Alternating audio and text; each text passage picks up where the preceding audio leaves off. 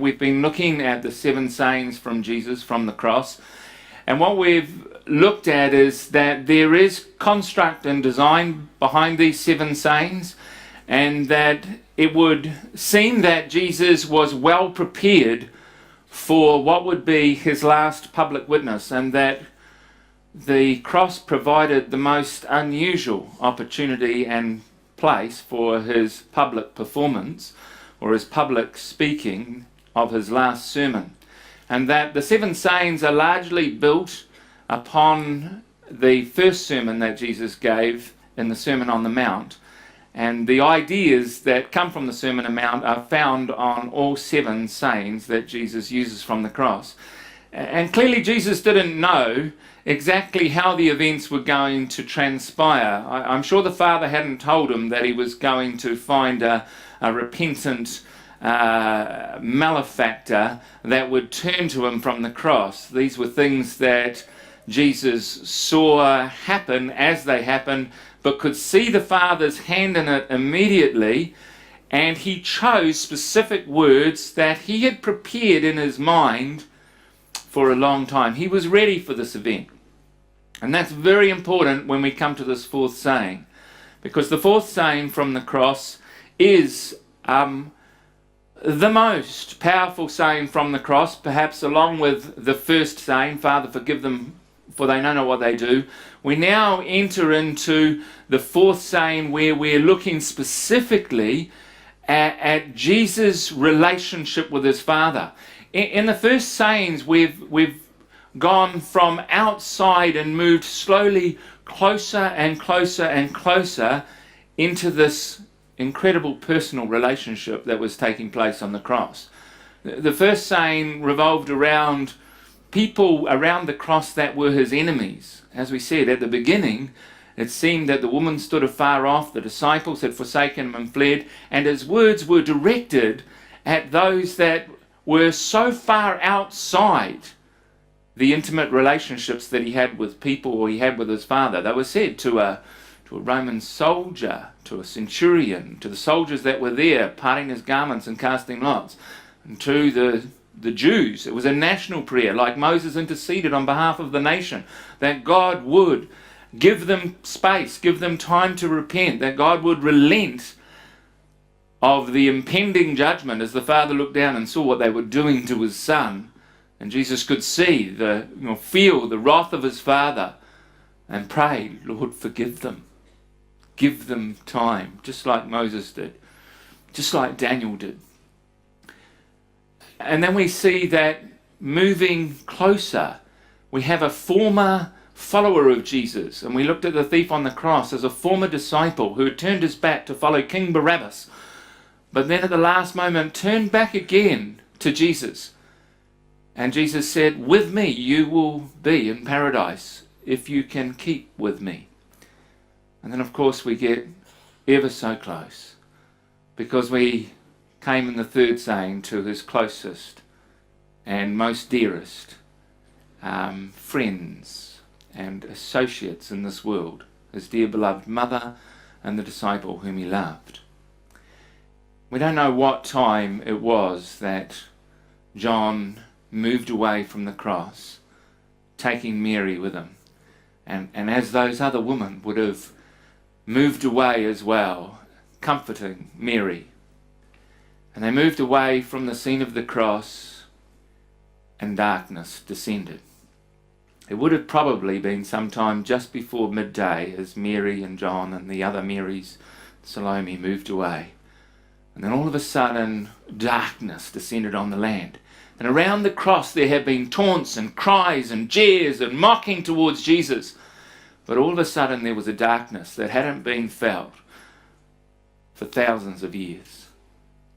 A darkness that descended over the land, a darkness that could be felt, a darkness that reminded every Jew of the day when darkness descended upon the land of Egypt, and the firstborn of every Egyptian died. A darkness which highlighted the death of the firstborn. And there would have been silence, wouldn't there? An eerie silence around the cross as the darkness descended. And there was silence for 3 hours. And it was at the very end of that 3 hours, right at the time of the evening sacrifice, that Jesus commenced the beginning of his last 4 sayings. The last 4 sayings are almost consecutive. They happened one after the other. Eli, Eli, lama sabachthani. It would have shattered the silence. Everybody there would have felt their hair stand up on the back of their head. Shivers down their spine as they heard this cry from the cross in a loud voice. And then he cried, I thirst. Finished. Into thy hands I commit my spirit. And it was over. In a matter of moments.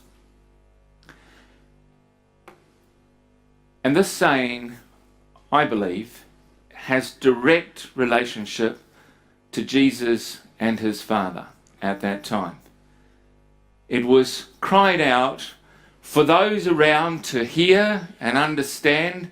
It was an answer to the chants that were going on. God's forsaken him, they were crying. That's what they were crying from the cross. What's he doing up there? God's forsaken him. It's strange that if this translation, my God, why hast thou forsaken me, is actually what Jesus said, doesn't it mean that they were right? Wouldn't they have turned around and said, see, even he thinks so. Told you he'd forsaken him. Even he thinks so. It doesn't make any sense that this is what Jesus cried. And so there's been a lot of controversy around the meaning of this verse. And we're using slides this morning. I got special dispensation from James, so just so that you know that. He said he's going to bear all the responsibility for those who might be concerned about the slides, because we have a lot of material we want to cover. And unfortunately, in trying to dig down into what Jesus was saying at this time, we have to dig a little bit into, the original language, and we have to do a little bit of exposition. But I'm hoping that we can try to keep it as simple as possible and try to give you some idea of what Jesus might have said. But in truth, I don't actually know exactly what Jesus said. I think there is confusion around it. What is clear is that this part here, my God, why hast thou forsaken me, has been added by those who struggled to see in the original what these words were actually saying. Eli, Eli, lama sabachthani. And it's built upon the fact that when you come back to Matthew chapter 27, by the way, this saying is only found in Matthew and Mark's record. It's the only saying that is found in Matthew and Mark's record. All the other sayings, 3 sayings found in Luke's gospel, all revolve around Jesus Christ's work as a priest. They all revolve around his sacrificial work. My God, Father, forgive them, for they know not what they do. Verily I say unto thee, with me you'll be in paradise, and into thy hand I commit my spirit, were all acts of the priesthood, which we're going to look at in our final study. The 3 sayings in John, woman, behold thy son behold thy mother, I thirst, and it is finished. Again, we'll look at those more in the next study, but they all revolve around Jesus' work in judgment and crushing the serpent. This saying, the middle saying on the cross that happened at the end of 3 hours, is the only saying that's found in both Matthew and Mark's gospel. And Matthew and Mark's gospel, of course, is the gospel of the king and the gospel of the servant. And that is enormously significant. This saying is found in the gospel of the king and the gospel of the servant. And when you look at Matthew chapter 27 and verse 46, you'll see the words, Eli, Eli, lama sabachthani. But it's built on a number of references which are directly cited or referred to back to Psalm 22. Verse 34, they gave him vinegar to drink. That's a direct citation, of course, from Psalm 22. Verse 35, they parted my garments amongst them and cast lots. Psalm 22, verse 18. Verse 39, and as they passed by, they reviled him. Again, direct quotation from Psalm 22. Verse 43, he trusted in God that he would deliver him. Psalm 22, verse 8. So over and over again in this record, things are happening around the cross taken from Psalm 22. So when in the record you have this saying, Eli, Eli, lama sabachthani, there are those that are recording this and have struggled to see the meaning behind it, have made an assumption that it's a direct citation from Psalm 22. And what we're going to look at and we're going to see is that whilst Jesus might be alluding to Psalm 22, and I'm sure he is, it is not a quotation from Psalm 22. And it seems to me that, this is one thing that's missed out of most interpretations of this verse. So when Jesus cried, my God, why hast thou forsaken me? There are a number of different suggestions from it, and here are four, going from what I might say probably, to me anyway, the worst suggestions, getting better each time. So Jesus' sacrifice was to appease an angry God, and because he was taking upon him the sins of the world, God could not look upon sin at that time, and so forsook Jesus on the cross. Second one is that at this time Jesus was about to die, and that God had to withdraw his spirit from him at that very last moment, and Jesus suddenly felt the power of God's spirit being taken from him and reacted to that with this saying.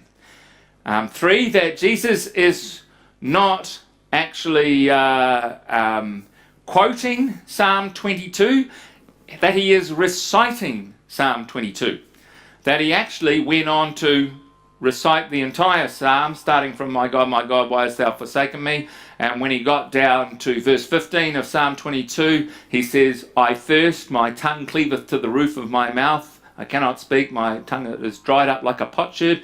And they gave him something to drink in order that he could finish it. And the end of Psalm 22 says, he hath done it, is equivalent to it is finished. So that's an alternative suggestion. 4, that he was using typical Jewish teaching, which was to answer a question with a question, a rhetorical response. When Jesus, of course, had the Herodians and the Sadducees come together and they said, is it lawful to pay tribute to Caesar? He said, show me a penny. Whose image and superscription? Jewish teaching was often to answer a question with a question. So, in that light, they say, why has God forsaken him? Why has God forsaken him? Jesus responds and says, why has God forsaken me? And he answers the question with a question. Now I find that quite a reasonable explanation if Jesus is actually saying, my God, why hast thou forsaken me?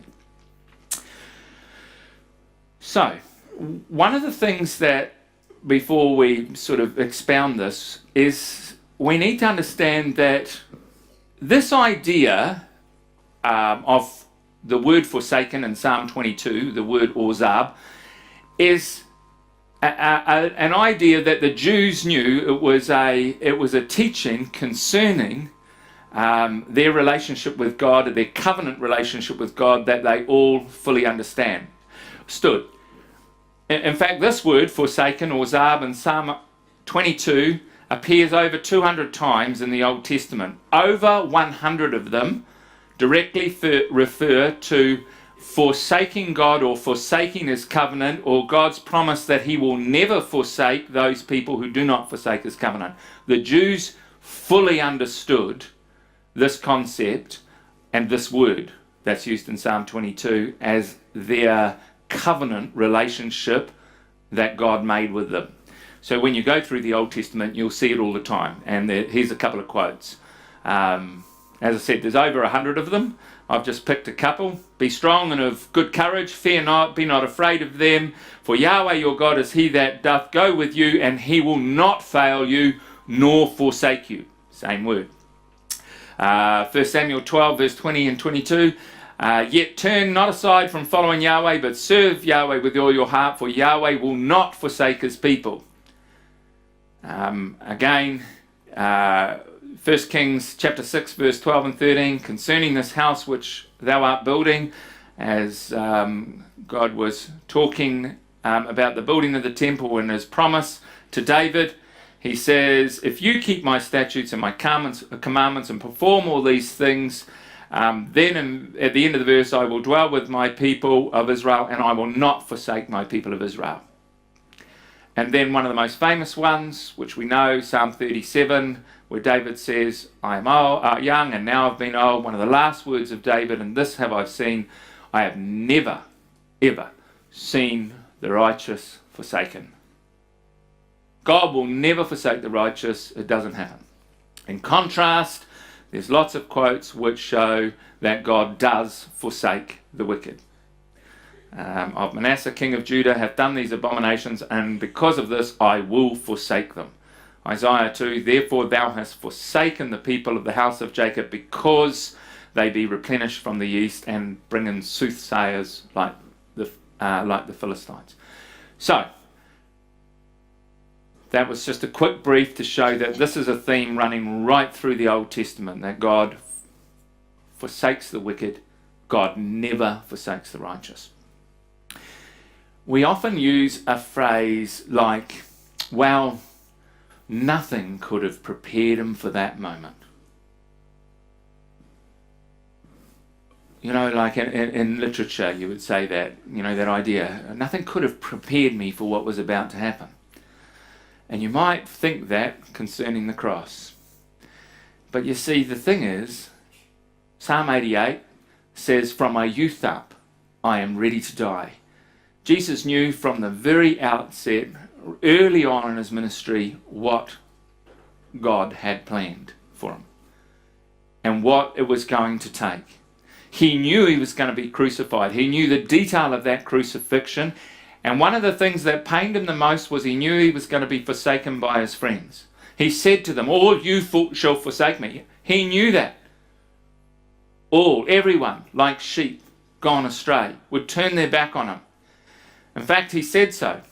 In John chapter 16, verse 32, he knew this. He said, behold, the hour is coming, and now is, that you will be scattered, every man to his own, and shall leave me alone. Yet I am not alone.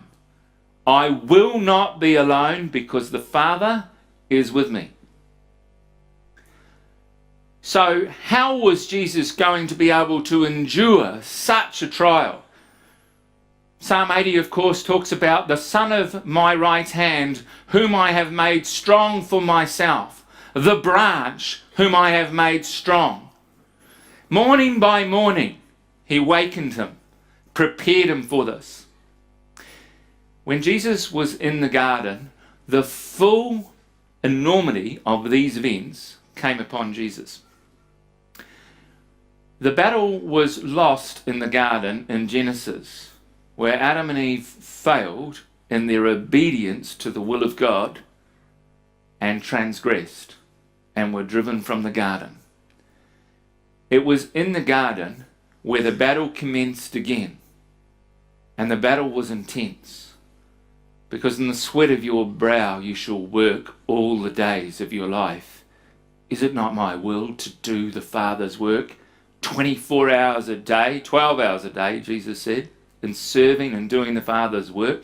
He poured out his life work, and it came like great drops of blood, and it poured into the ground, and he prayed with an intensity, and the Father sent an angel there to strengthen him. And he prayed 3 times. And the serpent was crushed in the garden. When Jesus got up from that garden and said, arise and let us go hence, the serpent was dead. He had dealt the blow to the serpent. He had already won the battle. All that remained was to put that serpent on a pole and put him up so that everybody could see he was dead. That's what the crucifixion was. Jesus already won the battle over the serpent in the garden. And the crucifixion was about putting that victory on display, a banner for the world to see that that victory was won. It is so important that when we come to view this fourth saying of Jesus, we see this as a statement of his trust in what God has accomplished. So here's a few things again that leave us with questions around what's on the surface. First thing is, Jesus does not cry, Father, Father. He does not cry, Abba, Abba. Now you might say, well, why is that significant? Every prayer Jesus ever addresses to God that is recorded is always prefaced with the words, Abba, Father. Even the two sayings, the bookends of the sayings on the cross, the first saying and the last saying, Father, forgive them, for they know not what they do. The last saying, Father, into thy hands I commit my spirit. Every prayer Jesus ever made was addressed to Abba, his Father. Why in his darkest moment, when he was desperately clinging on, would he use a title, my God, my God? Why wouldn't he say, Father, Father, why have you left me? Doesn't make any sense. In fact, in the garden, when he poured out his heart and soul, he cried, didn't he? Father, if it's possible. That's the battle. That's the intensity of the relationship. Let this cup pass from me. And the Father showed that it's not possible. So, in regards to the Spirit being taken away from Jesus, come with me to John chapter 10 for a minute. John chapter 10 and in verse 18.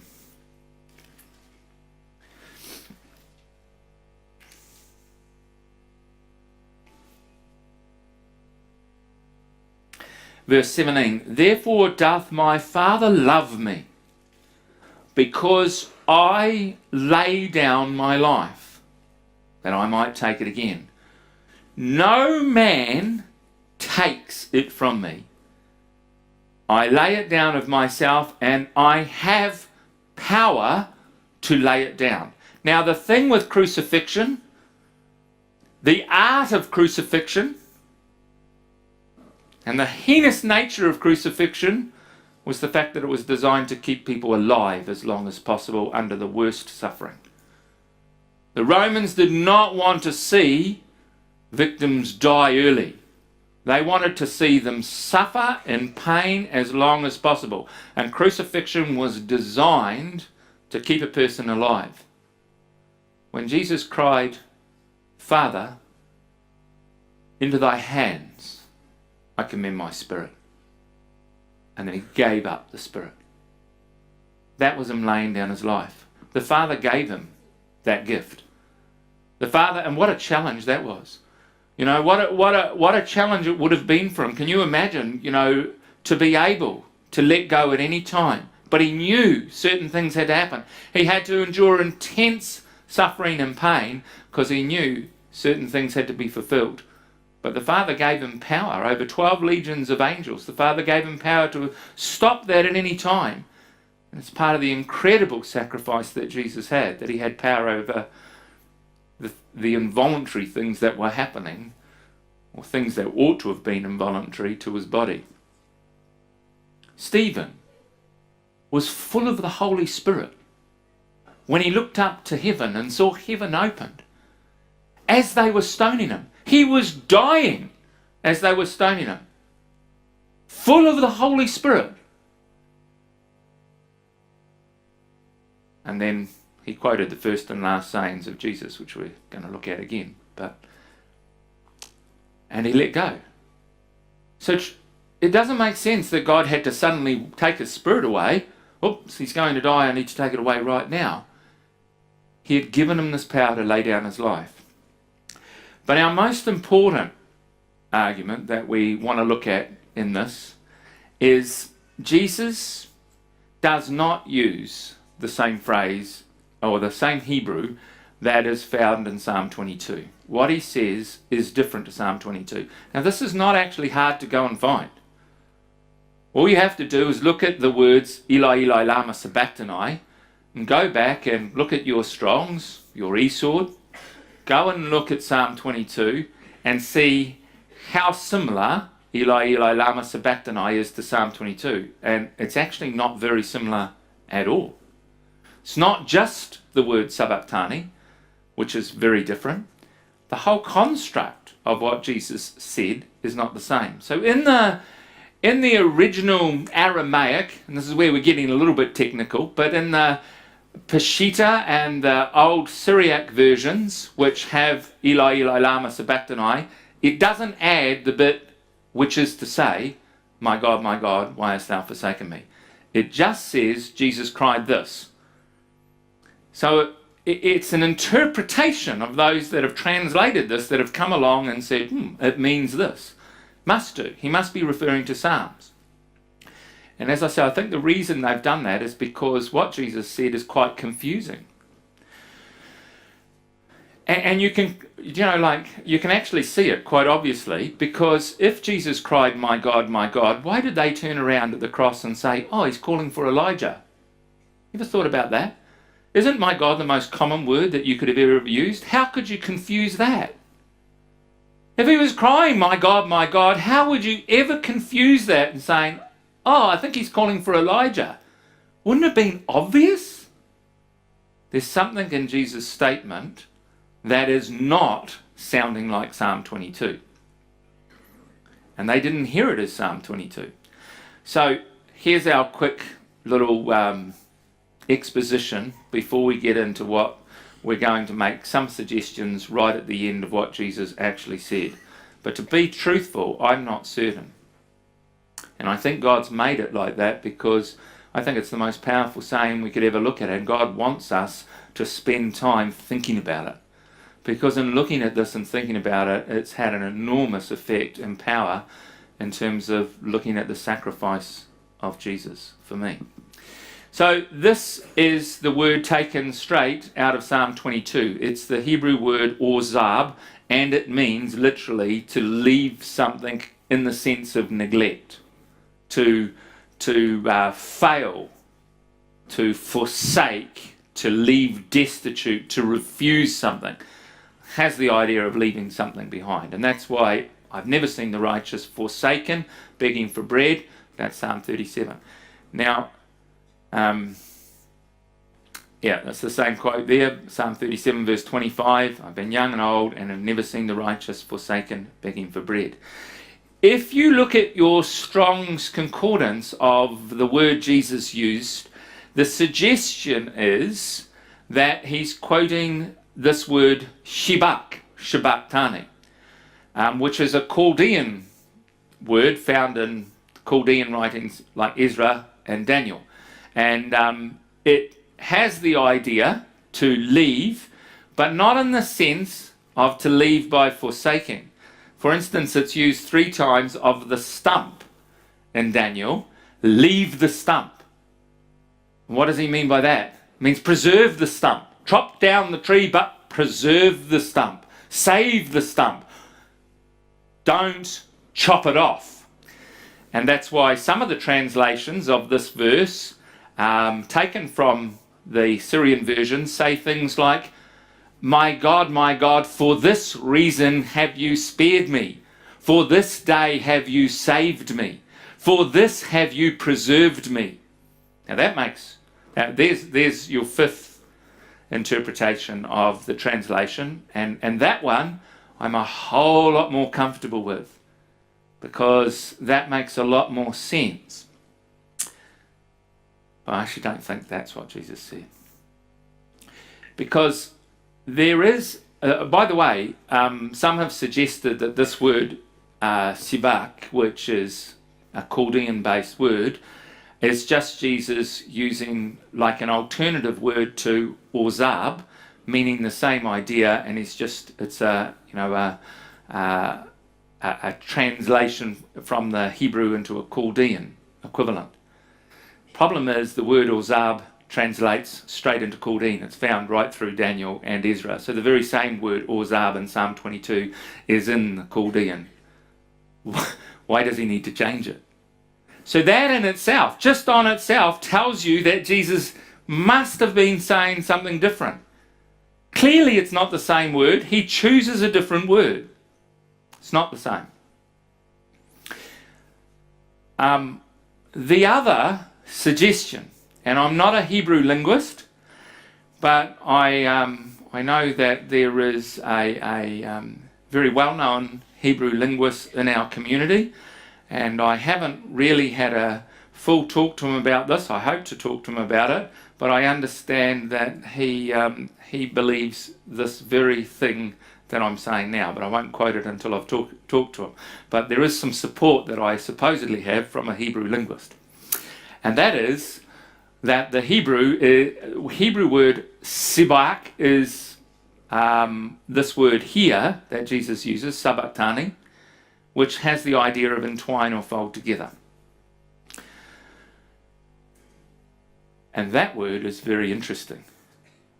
But the translators that have come along found that a little bit tricky. My God, why has you entwined me? Why have you folded me together? And so they struggled with that, and they thought the most logical word was the Chaldean word, which means to leave, because of their connection to Psalm 22. But I think Jesus was saying this. I think he was quoting this word, and he's going back to an event in Genesis chapter 22. Because it's the very word in Genesis chapter 22 and verse 13 where Abraham lifted up his eyes and looked, and behold, behind him a ram caught in a thicket. That word for a thicket, a copse of thorns, it means to be held or ensnared. That's the very word sabachthani. And there was Jesus with a crown of thorns on his head, trapped and ensnared. And Jesus takes you straight back to this event of Abraham and Isaac, offering up Isaac, of the ram that's caught in its head, by its horns, trapped in a thicket of thorns.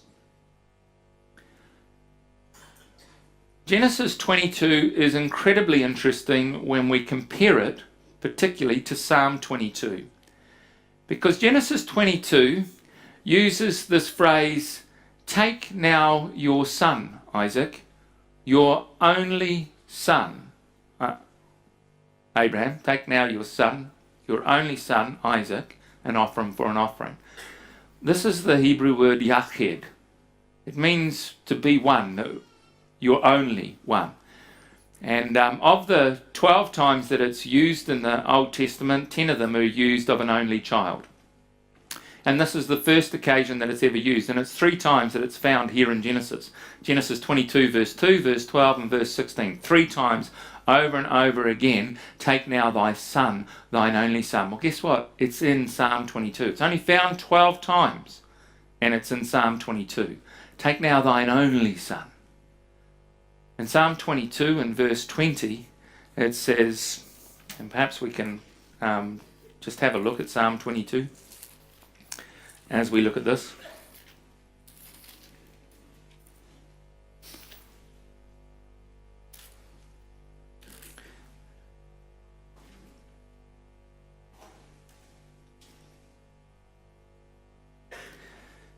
And this cry in Psalm 22 where it says in verse 20, deliver my soul from the sword, my darling from the power of the dog. Verse 21, save me from the lion's mouth, because you have heard me from the horns of the unicorn. That phrase, my darling, there in verse 20, deliver my darling from the power of the dog, is the very same word, yached, thine only one from the power of dog. And hear me from the horns of the unicorn. You know what the reference to the horns of the unicorn was? It was the horns which stood on the brazen altar. In Psalm 118 it says, bind the sacrifice to the horns of the bullock. Because on the corners of the altar they had these horns where they would tether and tie the sacrifices to them, waiting to be sacrificed. And you've got this picture of, he saves me from the lion's mouth. It's like God reaches down and grabs the lamb straight out of the mouth of the lion before it's destroyed. Save me from the horns of the unicorn. There's a sacrifice about to be offered, and God reaches down and saves. And it's echoing, isn't it? The offering of Isaac. Isaac's lying there, tied, about to be sacrificed, and Abraham's about to put the knife into Isaac. And all of a sudden God speaks and saves the sacrifice from the horns of the unicorn, from the horns of the altar. Save my darling. The ram caught in its thicket by the horns. Same idea. The horns of the wild oxen. A reference back to this picture. Psalm 22 and Genesis 22 are very much connected. You have done it, it says in Genesis 22. You have done it, i.e., Abraham sacrificed Isaac. It says that in Hebrews. He so believed that it was as though he'd done it. And because Abraham did it, God says, I will do it. Because you've done it, I will do it. And the finishing words of Psalm 22, the Lord hath done it, i.e., he has given his son. Again, connections. I will multiply your offspring. Back into Psalm 22. All kindreds of the people shall worship you. Your seed shall possess the gate of his enemies. Even those destined to death shall be saved. Psalm 22. When you compare Psalm 22 and Genesis 22, and you line them up, they are so connected. And this word yakad is at the heart of it. The deliverance of God's only one. So what's the point? Why do we go back to this connection into Genesis chapter 22? There's an interesting prophecy, and we're not really going to spend too much time on it, but if you've got your Bibles, have a quick look at Amos chapter 8 in verse 2. And here's a prophecy where God tells Amos to go and get a basket of figs, of summer fruit. And Amos goes and gets a basket of summer fruit. Beautiful summer fruits. And he said to Amos, he says, what do you see? And he says, I see this basket of summer fruit. And God said, well, the end has come. It's all over. Why? Because you've seen a basket of summer fruit. One basket of summer fruit and it's the end of the world. Such a strange thing. I see a basket of summer fruit and then God says, the end has come upon my people. I will never again pass by them because you've seen a basket of summer fruit. Well, the first fruits was a picture of when every family would bring the first fruits up to offer them to God. And they would come from all over the land. And parents would come with their children and they'd bring their baskets, and you would see at the time of the first fruit, at the time of the gathering of the summer fruits, you would see these people coming with hundreds of baskets, hundreds of people coming up offering the best, the first fruits of the land. And God is saying to Amos, and he says, what do you see? He says, I see one basket. That's all there is. There's only one basket of summer fruit. The rest is rotten. There's nothing being offered. There's only one basket. And it goes on in Amos to say this in verse 8 and verse 9. On that day, declares the Lord God, I will make the sun go down at noon. I'll make the sun go down in the middle of the day, and I will darken the earth in broad daylight. When did that happen? At the cross. And I will turn your feasts into mourning. It was the time of Passover. And I will make your songs lamentation, and I will make it like the mourning for a yakad. Again, I will make it for the morning like an only son, and the end of it will be a bitter day. Why? Because there's only one basket. And darkness came down upon the land. Now, if you want to see the other connection of the same word, it's in Zechariah chapter 12, verse 10. I'll pour on the house of David and upon the inhabitants of Jerusalem the spirit of grace and supplication, and they will look on me, whom they pierced, and they will mourn for him as one mourneth for a yakad. What's our exhortation? We've seen the exposition. What's the exhortation? when we look at the story of Genesis 22 with the offering, Abraham offering of Isaac, we always look at it from the perspective of the father, don't we? We see the sacrifice that Abraham made, the faith that Abraham had, the willingness he had to be able to give in obedience to God his only son. And he was so prepared to do it that he took that boy and did it. It's believed Isaac was about 30 years old. We hardly ever look at the story from Isaac's point of view. Can you imagine this 30-year-old boy being taken by his old man, and he's looking around and saying, "Hey, Dad, seem to be missing something.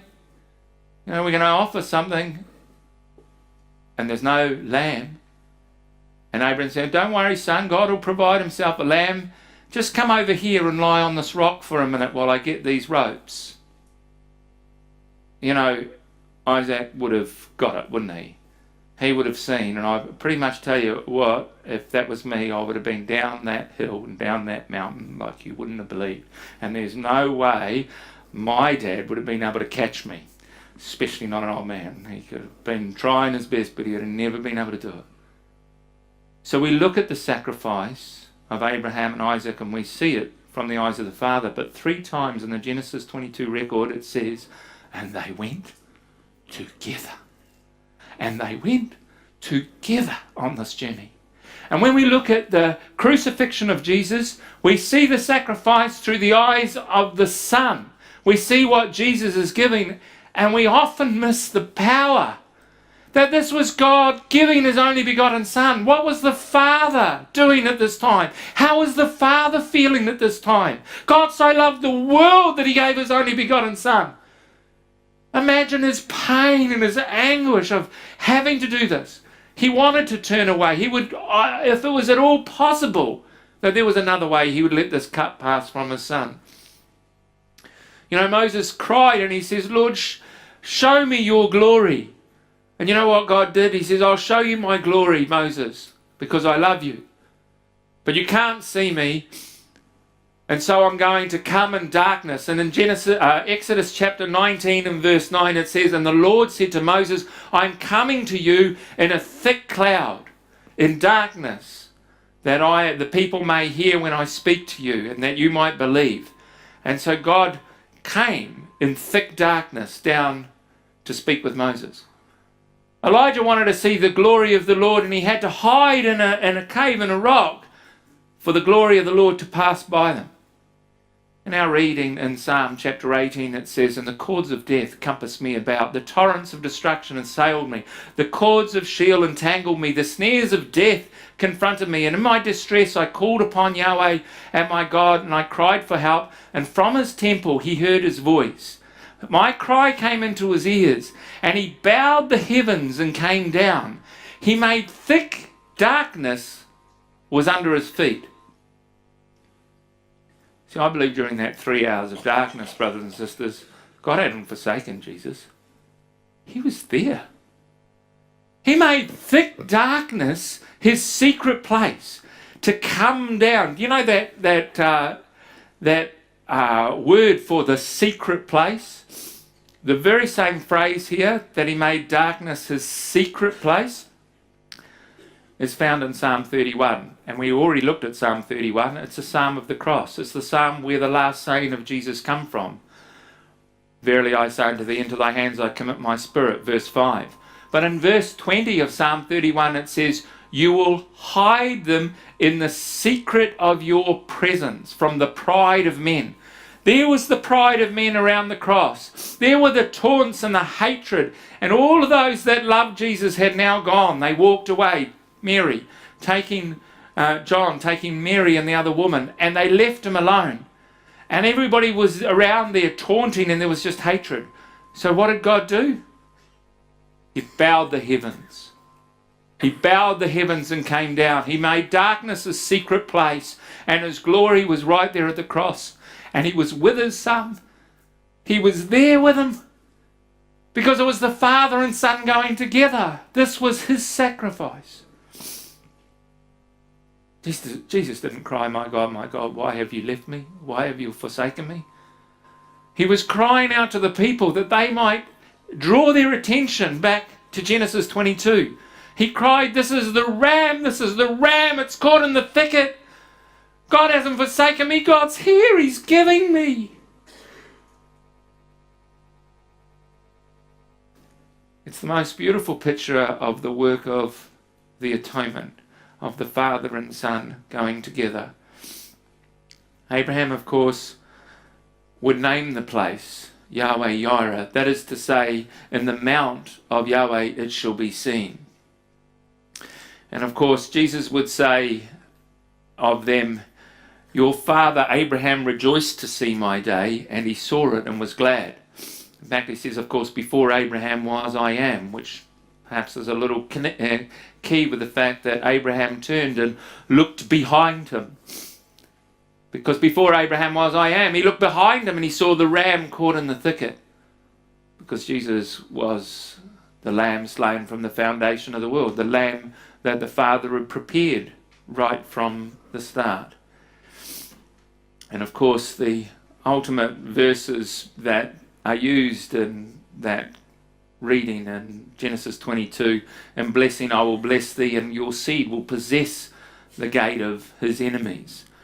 And in Revelation it says, I am he that liveth and was dead, and behold, am I alive forevermore, and I have the keys to hell and death. So, as we finish and as we come to partake of bread and wine, I'm not sure what Jesus cried from the cross. I know he didn't cry, my God, why hast thou forsaken me? I know the original, Eli, Eli, lama sabachthani, might allude to Psalm 22, but it's not a quote of Psalm 22. It's definitely an allusion back to Genesis 22. There's a real key to that. In the original, again in the Peshitta, the word my God, Eli, Eli, is not used. It's the word Ail. And in the Aramaic, which is believed what Jesus would have spoken, the original Peshitta has Ail, lama sabachthani. Ail is a word which is the Hebrew root of the word for Ale, for God. It means power and strength. It has the idea of, like power and strength of an ox or of an oak tree. But its most common usage in the whole of the Bible is the word for ram.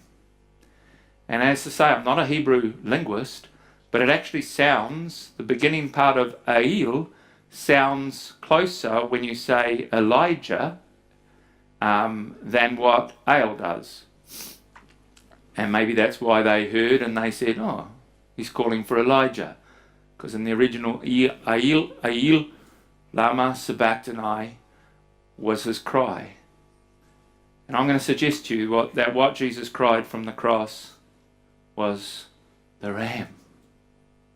The ram. In the thicket.